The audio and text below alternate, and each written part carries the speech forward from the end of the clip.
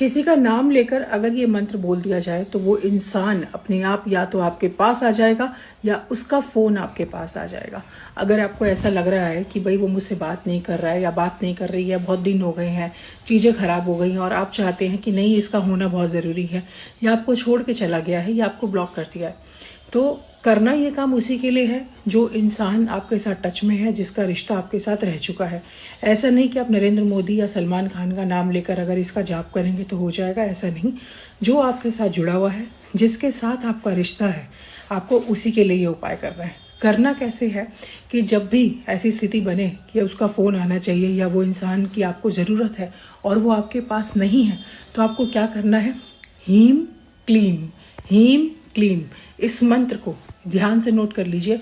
इस मंत्र को आपने उस इंसान की फ़ोटो सामने रख के दिन में किसी भी समय 3-4 दिन तक ये करके देखिए, अपने आप उसका फ़ोन आ जाएगा। नहीं तो वो आपको अनब्लॉक कर देगा और नहीं तो वो आपको अपने आप मिलने आ जाएगा। जय श्री महाकाल।